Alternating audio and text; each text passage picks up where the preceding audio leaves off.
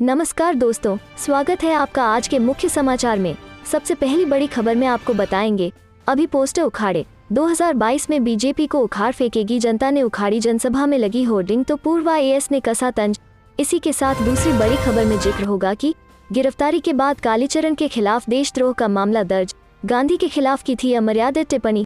तीसरी बड़ी खबर में आपको बताएंगे कि योगी आदित्यनाथ की पिच पर प्रियंका गांधी की बैटिंग, वाल्मीकि समाज को टिकट देने का ऐलान, जाने यूपी चुनाव में क्या पड़ेगा असर।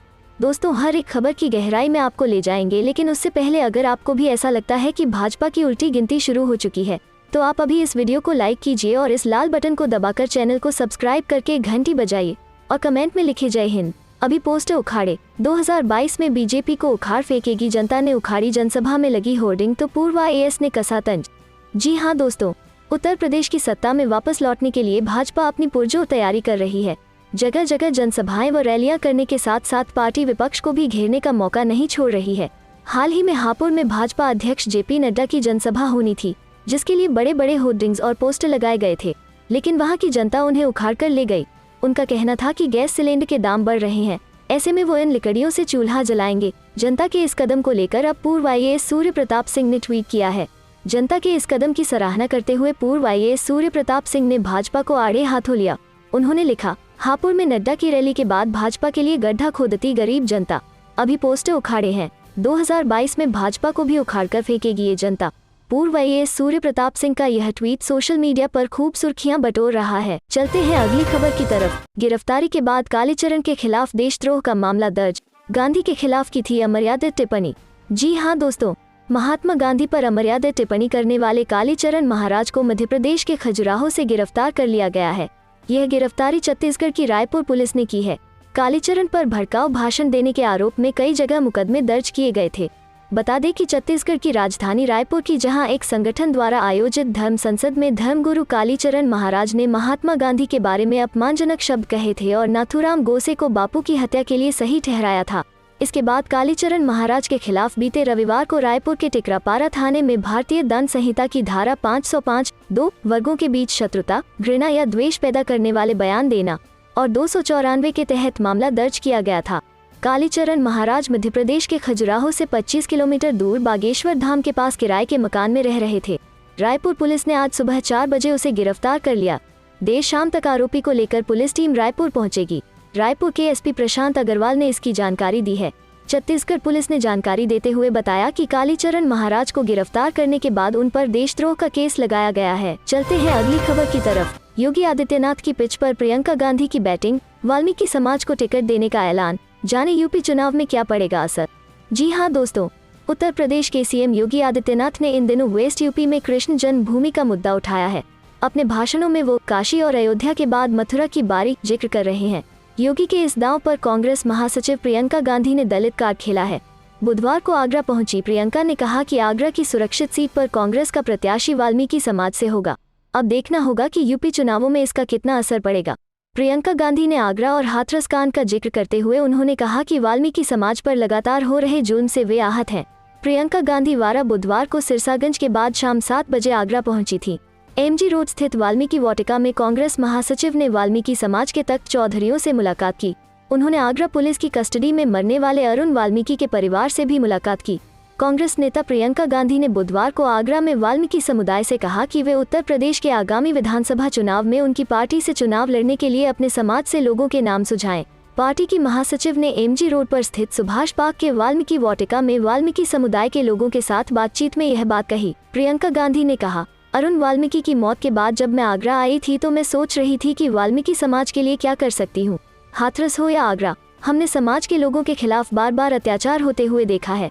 बता दें कि मथुरा श्री कृष्ण जन्मभूमि विवाद को लेकर सीएम योगी के बयान से राजनीति के मैदान में गर्माहट आ गई है। सीएम योगी ने फर्रुखाबाद में लोगों को संबोधित करते हुए कहा कि हमने कहा था कि अयोध्या में प्रभु श्रीराम का भव्य निर्माण कराएंगे। आज वहां पर भव्य श्रीराम का मंदिर के निर्माण का कार्य मोदी जी ने शुरू करा दिया है। उन्होंने लोगों से पूछा कि मंदिर निर्माण से खुश हैं। चलते हैं अगली खबर की तरफ। पत्नी संग पटना लौटे नेता प्रतिपक्ष तेजस्वी यादव, सरकार पर साधा निशाना, कहा समाज सुधार से पहले सरकार सुधारे सीएम।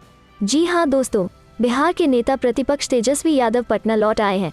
वो अपनी पत्नी के साथ दिल्ली में क्रिसमस मनाने के बाद पटना लौट आए हैं। बताया जा रहा है कि तेजस्वी यादव बुधवार शाम को ही पटना लौटने वाले थे, लेकिन मौसम खराब होने की वजह से उनका फ्लाइट कैंसिल हो गया। इसके बाद वो शुक्रवार देर सुबह पटना पहुंचे। पटना पहुंचने के बाद तेजस्वी यादव ने सरकार पर निशाना साधा और कहा नीतीश कुमार उटपटांग बयान दे रहे हैं। तेजस्वी ने कहा कि मुख्यमंत्री कहते हैं शराब पीने से एड्स होता है। इससे समझा जा सकता है कि वो किस तरह दबाव में हैं और चारों तरफ से घिरे हुए हैं। सूबे में शराब रोकने की जवाबदेही सरकार की है, पुलिस महकमे की है, फिर भी विधानसभा परिसर में शराब की बोतल मिलती है। राज्य में शराबबंदी फेल है। अब तो शराबबंदी पर कोर्ट ने भी टिप्पणी की है। इसके साथ ही तेजस्वी ने नीतीश कुमार की समाज सुधार अभियान यात्रा पर भी निशाना साधा और कहा कि समाज सुधार से पहले मुख्यमंत्री को सरकार को सुधारना चाहिए। समाज में अच्छा क्या है, बुरा क्या है, सभी जानते हैं। दहेज हो या शराब हो, इसके बारे में सभी जानते हैं। पहले सती प्रथा थी, वो भी बैन हुई। सरकार में जिस तरह की कमियां हैं और प्रशासनिक भ्रष्टाचार जिस तरह से फैला हुआ है, उसको कौन ठीक करेगा? भ्रष्टाचार और गरीबी कौन मिटाएगा? बिहार सबसे पिछले पायदान पर है, इससे बाहर कौन निकालेगा? बिहार को विशेष राज्य का दर्जा कौन दिलाएगा? तेजस्वी ने कहा कि नीतीश कुमार को इन मुद्दों पर बोलनी चाहिए। उन्हें बताना चाहिए कि बेरोजगारी का क्या होगा। इसके साथ ही तेजस्वी ने तंज किया है नीतीश कुमार ने इतना काम किया कि उनकी पार्टी राज्य में तीसरे नंबर पर आ गई। बता दें कि तेजस्वी यादव शादी के बाद पहली बार अपनी पत्नी के साथ क्रिसमस मनाने के लिए ससुराल दिल्ली गए हुए थे। जाने से पहले उन्होंने कहा था कि वो 3-4 दिनों में वापस लौट आएंगे। इसके बाद तेजस्वी यादव नए साल से पहले पत्नी संग बिहार लौट आए हैं। चलते हैं अगली खबर की तरफ। दिल्ली के बाद यूपी में भी स्कूल हुए बंद, जाने अन्य राज्यों का अपडेट।